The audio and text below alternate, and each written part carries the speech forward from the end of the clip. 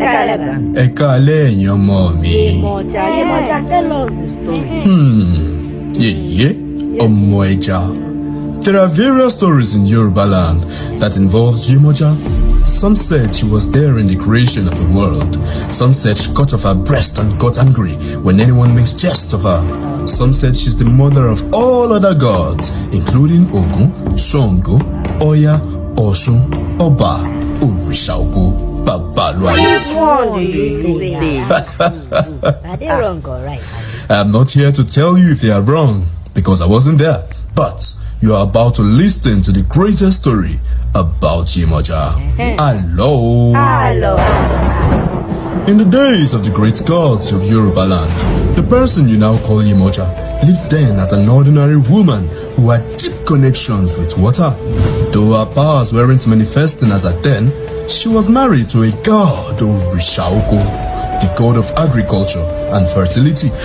She was not only respected for being the wife of a god, her beauty alone is beyond comparison, and her shape would get any man wanting. Her union with her husband soon ended because the god never valued her efforts. Instead, all he did was to find her flaws and abuse her with it, leaving her love broken, so there was nothing left in her to love in him. Tired of everything, Yemoja left her husband and went to the ocean to kill herself. Drowning into the depths of the ocean, she met the master of the ocean himself, Olokun, the god of the ocean. Olokun comforted her as he took her into his kingdom, deep in the waters. There he fortified and initiated her as a new Òrìṣà, Yemoja, the goddess of fishes. Yemoja, the goddess of fishes. She stayed at Olokun's kingdom for a long time, but he never had an affair. Even though Olokun loved Yemoja, he never summoned the courage to let her know about how he felt. She started going out of the ocean to mingle with humans by trading sea treasures. Her tail would turn to legs when she goes out of the water. On this favorable day, or not so favorable, as Olokun planned to tell Yemoja his feelings, Yemoja went to the market as usual, but something happened. She couldn't hold it any longer. She has been longing to have this companion to share life with. She murmured about it to herself as she walked up to the market, not knowing that someone was paying close attention and hearing her. Òrìṣà Ògo, the god of war and thunder. He was just returning from a war when he spotted and observed Yemoja. Falling for her beauty and good attitude, he approached her without thinking twice. He pledged to her that he would love her endlessly and protect her with everything if she would love him and won't abuse him for his fierce looks. Longing for love already, Yemoja also pledged to Ogun that she would love him endlessly if he won't abuse her with her weaknesses. They had a nice talk for a while before departing. Yemoja got back to the sea with happiness to break this good news to Olokun, but by the time she got there, Olokun had made a surprise preparation for her, and he made his intention of marriage known to her. Yemoja was shocked. Why? Why now? She loved Ogun already because he looks promising to her. And let's not forget that she already made a pledge to him. She had no choice than to tell Olokun what had happened. Olokun couldn't control his temper. He was enraged with jealousy and fury as he unleashed a devastating flood upon the land. Yemoja tried to use her power to protect the people in the land from being struck, but her powers were no match against Olokun's command. The flood threatened the villagers' life, but no one was harmed as the god of war intervened. Finally, face to face, the two powerful gods faced themselves in the land of mortals. Seeing Yemoja from a distance, Ogun knew this was a fight for love, and he was ready to give it his all.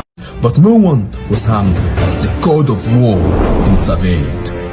Finally, face to face, the two powerful gods faced themselves in the land of mortals. Seeing Yemoja from a distance, Ogun knew this was a fight for love, and he was ready to give it his all. The earth was shaken as both powerful gods advanced with full force, and this would be the end of everything as we know it. But from nowhere, everyone was carried away by a powerful water. This water controlled both Ogun and Olokun as it threw them back to their positions. This was not the ocean, not even the sea. I'm sure you know the power behind it. No other but Yemoja, making a great wave from ordinary river. She pleaded with Olokun for breaking his heart, yet she decided not to stay in the ocean anymore. She has made a pledge and she must fulfill it. Olokun had no choice than to let them be. He took back his powers from Yemoja and she got married to Ogun.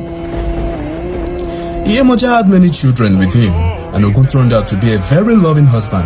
Too loving for a god of war. After some years, they had a disagreement which made Yemoja leave Ogun for good, taking with her the last of her children, Orogun. That same child soon grew up to become a threat to her life, to the extent that she had to run for her life as Orogun pursued her. She ran and ran and ran till she ran out of strength. Then she called on her longtime helper, Olokun, for help.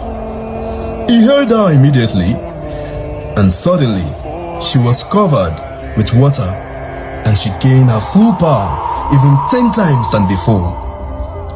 She was protected by this water till this very day.